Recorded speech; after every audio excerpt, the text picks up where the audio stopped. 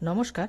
West Bengal খাদ্য দপ্তর department থেকে একটা নোটিশ কিন্তু জারি করা হলো 20-3-2024 তারিখে। রেশন কার্ড অনলাইন অথবা অফলাইনে আপনারা যদি আবেদন করে থাকেন, সেক্ষেত্রে কিন্তু আপনাদের আবেদন প্রক্রিয়াটি স্থগিত রাখা হবে। জুন মাসের 6 তারিখ পর্যন্ত কিন্তু এটা স্থগিত রাখা হবে, এমনটাই কিন্তু আপডেটে বলা হয়েছে।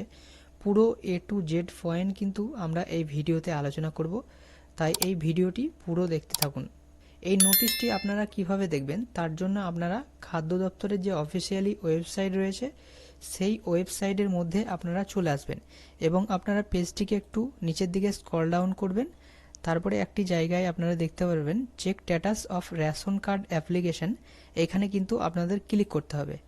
এরপরে আপনারা দেখতে পারবেন আপনাদের সামনে কিন্তু একটা ইংরেজিতে একটা লেখা শো হবে এবং এই লেখাটিকে আমি কিন্তু ট্রান্সলেট করে আপনাদের সামনে দেখাচ্ছি কি বলতে চাইছে। তাই আমি এই লেখাটিকে কপি করে নিচ্ছি এবং গুগলে আমি টাইপ করে নিলাম ট্রান্সলেট। তারপরে এখানে দেখতে পাচ্ছেন এটা আমি কিন্তু কপি পেস্ট করে দিলাম। এখানে আপনারা দেখতে পাচ্ছেন বাংলাতে কি বলতে চাইছে, রাজ্য প্রচলিত আদর্শ আচরণ বিধির কারণে ফর্ম 3, 4, 8 এবং 10 এর অনুমোদন 6/6/2024 পর্যন্ত স্থগিত রাখা হয়েছে। তারপরে চলুন দেখে নেওয়া যাক 3, 4, 8 এবং 10 এই ফর্মগুলি কি কি কাজের জন্য ব্যবহৃত হয়।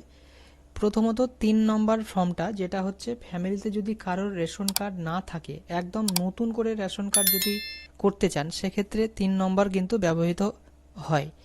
এবং 4 নম্বর কোন ক্ষেত্রে ব্যবহার করা যায়, ফ্যামিলিতে রেশন কার্ড রয়েছে হয়তো কারোর, কিন্তু নাম হয়তো কারোর বাদ চলে গেছে, অথবা কারো নতুন করে ধরুন কোনো বাচ্চার অ্যাপ্লিকেশন করতে চাইছেন, সেক্ষেত্রে কিন্তু 4 নম্বর ফর্মের দরকার হয়। তারপরে এখানে দেখতে পাচ্ছেন 8 নম্বর হচ্ছে RKSY 2 থেকে RKSY 1 এ পরিবর্তন করতে চাইলে কিন্তু এই 8 নম্বর ফর্মটিকে ব্যবহার করা হয়। তারপরে এখানে দেখতে পাচ্ছেন 10 নম্বর, ভর্তুকিবিহীন রেশন কার্ডের আবেদন করতে চাইলে কিন্তু 10 নম্বর ফর্ম ব্যবহার করা যায়। এক্ষেত্রে কিন্তু এই যে দেখতে পাচ্ছেন 3, 4, 8 আর 10 এইগুলো কিন্তু আপনারা আবেদন করলেও এটাকে কিন্তু স্থগিত রাখা হবে বলে এমনটাই আপডেট উঠে আসছে। আপনারা 5, 7, 13, 14 এই যে ফর্ম রয়েছে, এই ফর্মের মাধ্যমে যদি আপনারা কোনো অনলাইন অথবা অফলাইনে আবেদন করে থাকেন, সেক্ষেত্রে কিন্তু আপনাদের আবেদন করলে কোনো অসুবিধা হবে না। যেমন 5 নম্বর ফর্ম, এটা হচ্ছে নাম, বয়স, ঠিকানা পরিবর্তনের ক্ষেত্রে এটা ব্যবহার করা যায়। এবং 7 নম্বরটি হচ্ছে মৃত্যুজনিত কারণে রেশন কার্ড যদি স্যালেন্ডার করেন, সেক্ষেত্রে কিন্তু 7 নম্বরের প্রয়োজন হয়।